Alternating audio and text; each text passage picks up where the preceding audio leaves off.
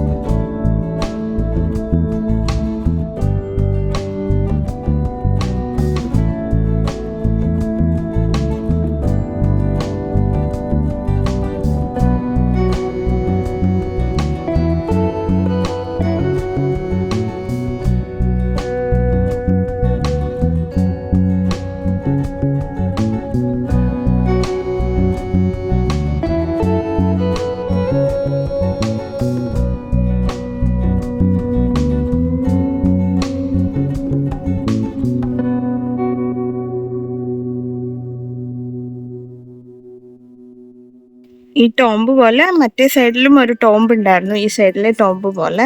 പക്ഷെ അത് 1776 തോന്നുന്നു അത് ഡിമോളിഷ് ആയി പോയിട്ട് പോലും ഈ ബിൽഡിങ്ങിന്റെ സ്ട്രക്ചറിനോ ബാലൻസിനോ ഒന്നും ഒരു പ്രശ്നം വന്നിട്ടില്ല എന്നാണ് പറയുന്നത്.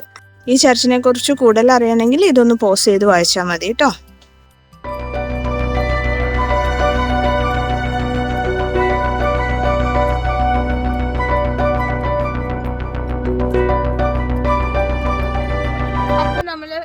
രണ്ട് ചർച്ചിലും, അതായത് സെന്റ് ബസേലിക്ക ചർച്ചിലും പോയി, പിന്നെ ഇപ്പുറത്ത് എന്താണ് കത്തീഡ്രൽ ആ ചർച്ചിലും പോയിട്ട് വന്നു.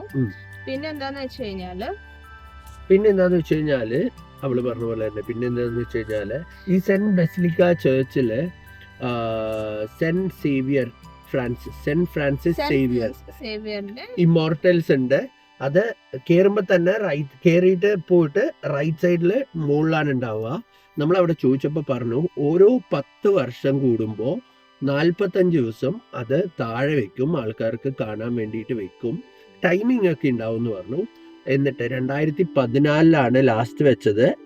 ഇപ്പൊ 2024 ഇപ്രാവശ്യം നവംബർ 23-21 മുതൽ ജനുവരി 3 വരെ 45 ദിവസം, അതായത് ജനുവരി 3 45 ദിവസം ബാക്കിലോട്ട് സെന്റ് ഫ്രാൻസിസ് സേവിയറിന്റെ ഇമ്മോർട്ടൽസ് താഴെ ഉണ്ടാവും. അത് എല്ലാവർക്കും കാണാൻ പറ്റും. ഒരു പ്രിസർവേറ്റീവ്സോ ഒരു കെമിക്കലോ ഒന്നും ആഡ് ചെയ്യാതെയാണ് ആ ബോഡി അങ്ങനെ ഇരിക്കുന്നത്. സെന്റ് ഫ്രാൻസിസ് സേവിയറിന്റെ ബോഡി അതുപോലെ ഇരിക്കുന്നത്. എത്രയോ വർഷമായി 1552 പുള്ളിക്കാരൻ മരിച്ചത്. 1580 ഈ ചർച്ച് ഉണ്ടാക്കിയത്. എന്നിട്ട് അത് ഇങ്ങോട്ട് കൊണ്ടുവന്നിട്ട് ഇവിടെ വെച്ചിരിക്കുവാണ് എന്നാണ് എഴുതിയിട്ടൊക്കെ വായിച്ചു. അത്രേ ഉള്ളൂ. ഇനി നമ്മൾ നേരെ ചെറിയൊരു മ്യൂസിയം പോലെയൊക്കെ ഉണ്ട് കേട്ടോ ഉള്ളില്.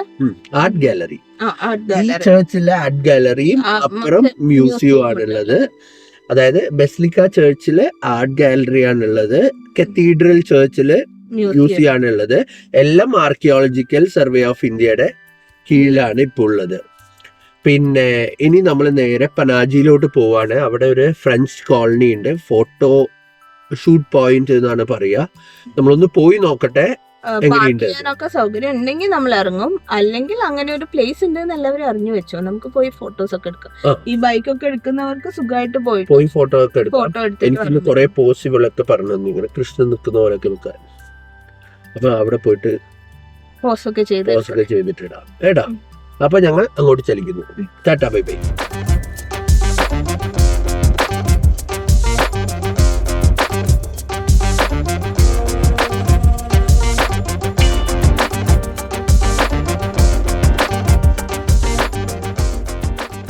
അപ്പൊ അത്രേ ഉള്ളൂ ഇന്നത്തെ വീഡിയോ.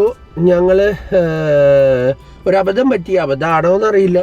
നമുക്കൊരു ഫ്രഞ്ച് കോളനി ഉണ്ട് എന്ന് കേട്ടു. കുറച്ച് ബിൽഡിങ്സ് ഒക്കെ ഉണ്ട്, നമുക്ക് വേണമെങ്കിൽ ഫോട്ടോ എടുക്കാവുന്ന രീതിയില്. ഫ്രഞ്ച് കോളനി തന്നെയാണ്, പക്ഷെ കുറെ ഫോറിനേഴ്സ് ആണ് അവിടെ സ്റ്റേ ചെയ്യുന്നതും.